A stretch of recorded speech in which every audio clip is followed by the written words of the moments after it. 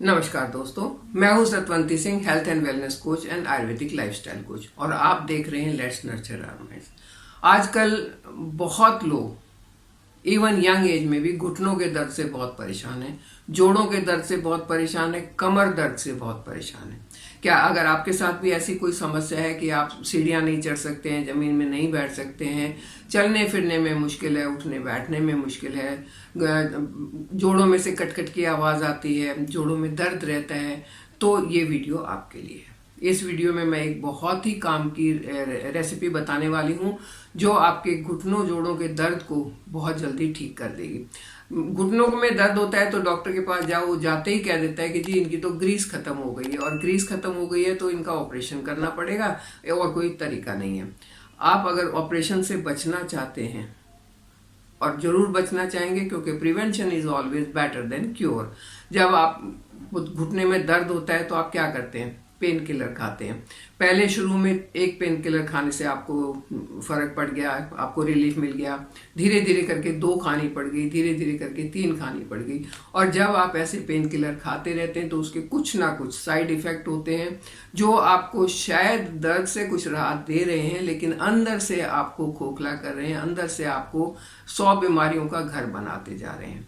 सबसे पहले तो पेन किलर खाते ही कॉन्स्टिपेशन तो होना ही होना है, और कॉन्स्टिपेशन होना है तो मतलब आपका मेटाबॉलिज्म स्लो हो जाना है। स्लो मेटाबॉलिज्म के चलते आपकी हेल्थ वैसे ही खराब हो जाएगी। तो इन सारी परेशानियों से अगर बचना है तो इस वीडियो को प्लीज़ लास्ट तक जरूर देखें। और इस वीडियो को देखने के बाद ये रेमेडी ऐसी है कि बहुत आसानी से बनती है, खर्चा कुछ नहीं लगता है, लेकिन इससे फ़ायदा होता है।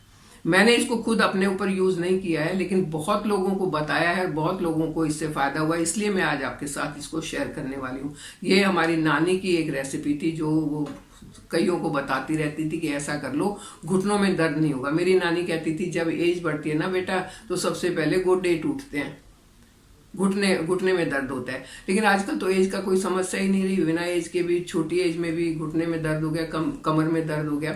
इसका मेन कारण है, पहले तो कारण जान लेते हैं, रेसिपी बाद में मैं आपके साथ शेयर करती हूँ। इसका मेन कारण है हमारा लाइफस्टाइल, हमारा काम करने का तरीका और हमारी डाइट। ये 3 चीज मिलकर हमारी सेहत का बंटाधार करती जा रही है।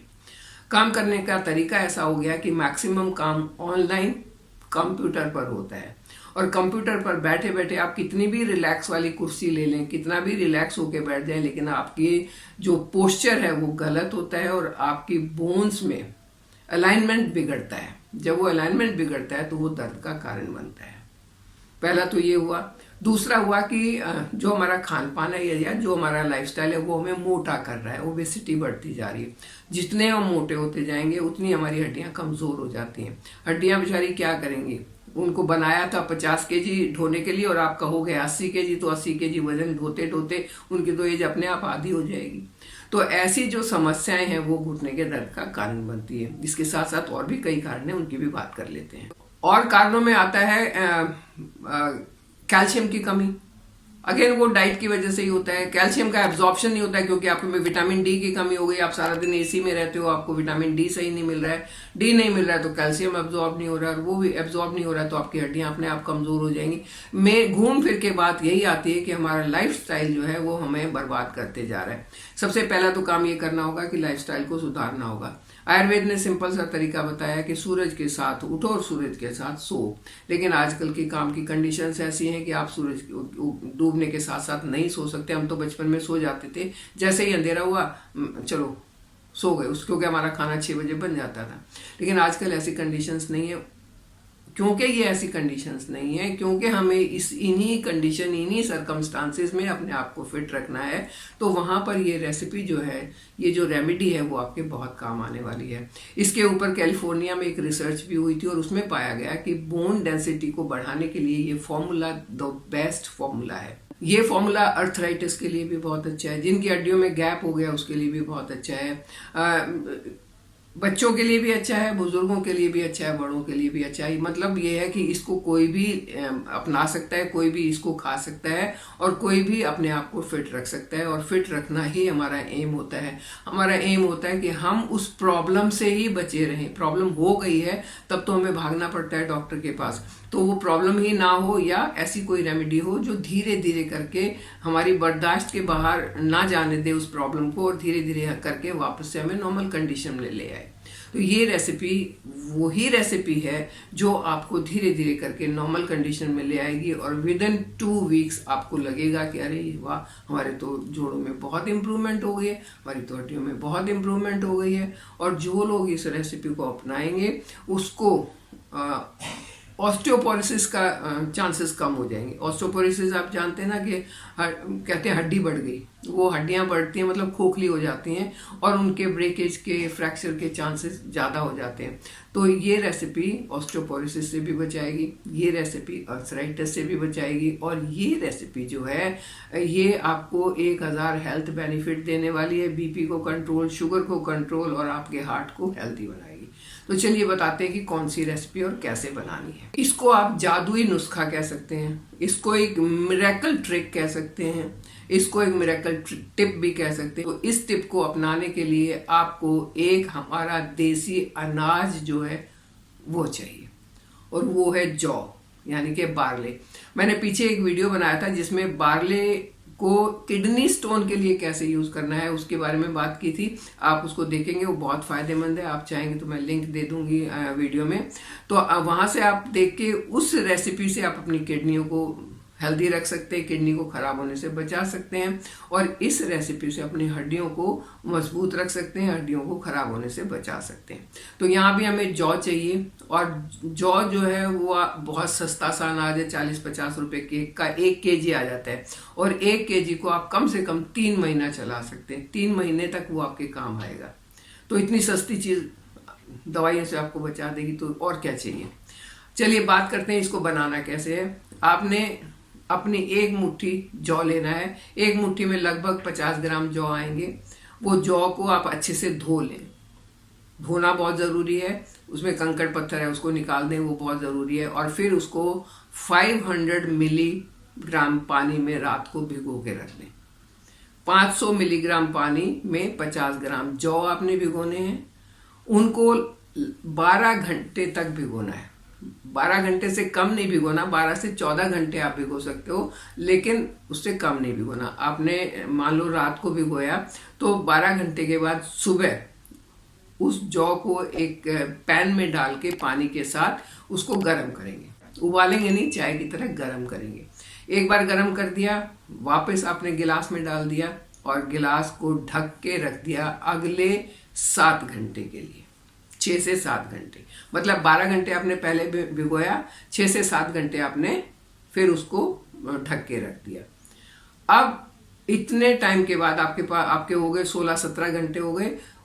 उसके बाद उस पानी को छान कर आप पी लें। बस इतना सा काम आपने करना है।